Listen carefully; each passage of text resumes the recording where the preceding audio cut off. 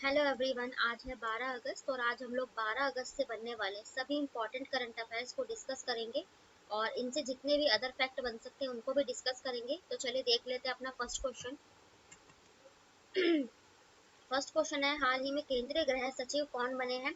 तो पहले भी ये अजय कुमार भल्ला ही थे और अभी इनका कार्यकाल जो है ये बढ़ा दिया गया है 1 साल के लिए। तो अभी भी जो है इनको एक्सटेंशन कर दिया गया है 2024 के लिए। ठीक है, संजय अजय कुमार भल्ला को, ये हमारे केंद्रीय गृह सचिव है। होम मिनिस्टर जो गृह मंत्री है वो तो अमित शाह है, लेकिन जो गृह सचिव है यानी कि सेक्रेटरी है, होम सेक्रेटरी, ये अजय भल्ला थे और इनका कार्यकाल ये बढ़ा दिया गया है 2024 तक। ठीक है, और अदर ऑप्शंस भी हम कुछ नियुक्तियों से रिलेट करके पढ़ेंगे जो हाल ही में कुछ अध्यक्ष बने हों।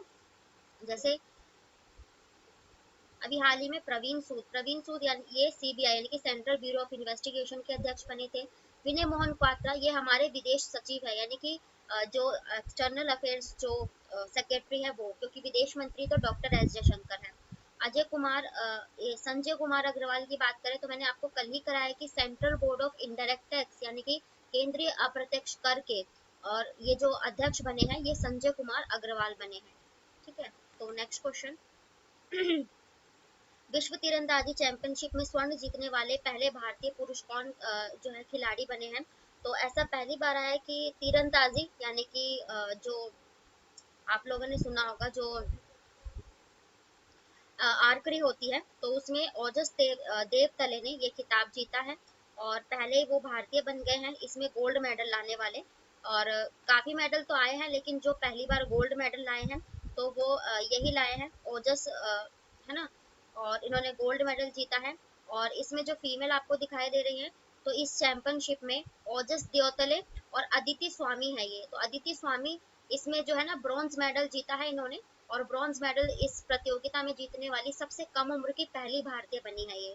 ठीक है, तो सबसे कम उम्र की पूछा जाए, अदिति वर्मा और ओजस दियोतले ये बने गोल्ड मेडल जीतने वाले बने हैं। और इन्होंने जो अदिति स्वामी है इन्होंने ये ब्रॉन्ज कांस्य मेडल जीता है। ठीक है, तो इम्पोर्टेंट है तीरंदाजी, ये आप लोग देख सकते हो है ना, निशाना लगाना धनुष का। तो इसके लिए आर्चरी चैंपियनशिप इम्पोर्टेंट है क्योंकि ऐसा पहली बार हुआ है। तो अब देख लेते हैं हम अदर कुछ प्लेयर्स के बारे में ही डिस्कस करेंगे। जैसे कार्लोस अल्कराज, तो इस बार का जो अभी विलम्बडन ओपन हुआ है इंग्लैंड में 2023 का, तो उसमें कार्लोस अल्कराज ने जो है ना मेंस का खिताब जीता है, मेंस प्लेयर।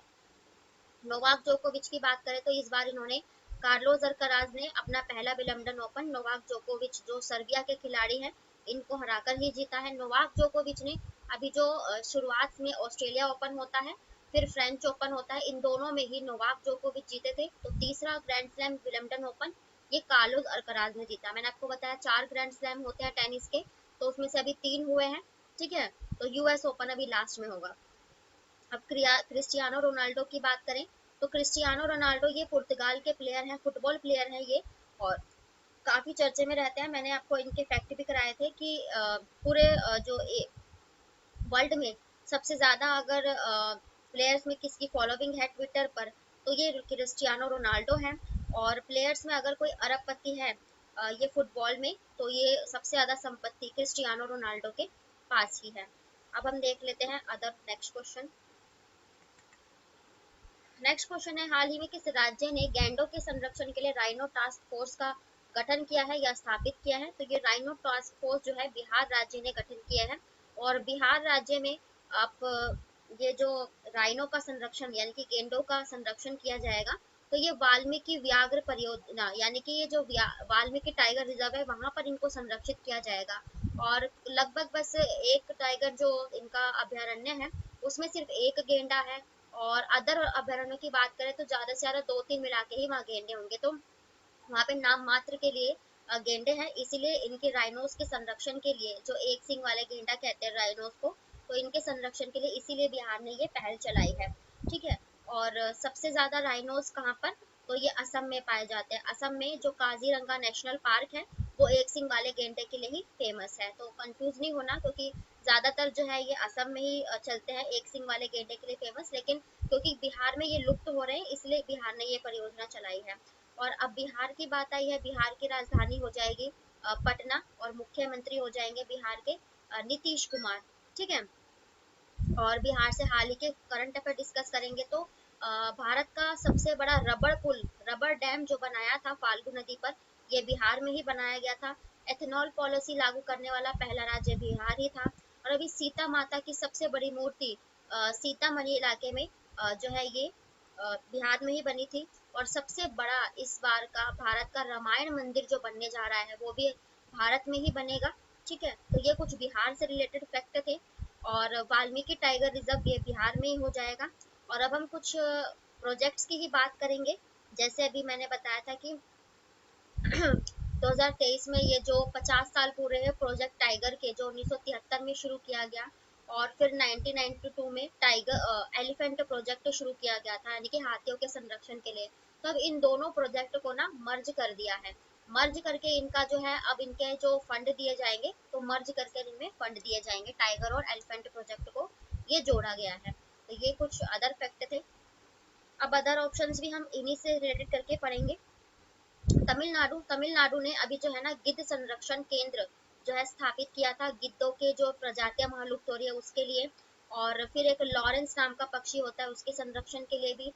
फिर एक डुगोंग संरक्षण समुद्री गायों के लिए इसने स्थापित किए थे। तो इन्होंने तमिलनाडु राज्य ने इन जीवों के संरक्षण के लिए किया था। अब तमिलनाडु की राजधानी चेन्नई, और M.K. स्टालिन यहाँ के मुख्यमंत्री हैं। मध्य प्रदेश की बात करें तो मध्य प्रदेश में अभी टाइगर सर्वे हुआ था, क्योंकि अभी टाइगर्स डे मनाया गया है। कब मनाया गया? 29 जुलाई को। तो उस टाइगर सर्वर में जो सबसे ज्यादा टाइगर थे वो मध्य प्रदेश में है। वैसे भी आप लोग जानते हैं टाइगर स्टेट कहा जाता है। तो इस साल भी जो सबसे ज्यादा टाइगरों की संख्या मध्य प्रदेश में। और टोटल अगर बात करें तो 3682 इनकी टोटल जनसंख्या थी। और पिछली बार का जो आंकड़ा था, अभी जो जनगणना की गई थी, हर 4 साल पे होती है, उसमें 3167 200 बढ़ा था। लेकिन अभी जब टाइगर डे मनाया गया, दोबारा सर्वेक्षण हुआ, तो 3682 बाघों की संख्या है। मध्य प्रदेश की राजधानी भोपाल, शिवराज सिंह चौहान मुख्यमंत्री है।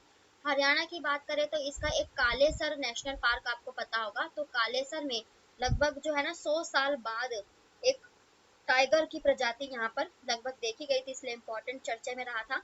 हरियाणा की राजधानी चंडीगढ़, जो 2 राज्यों की राजधानी है पंजाब की भी। तो और मनोहर लाल खट्टर यहाँ के मुख्यमंत्री। देखते हैं नेक्स्ट क्वेश्चन।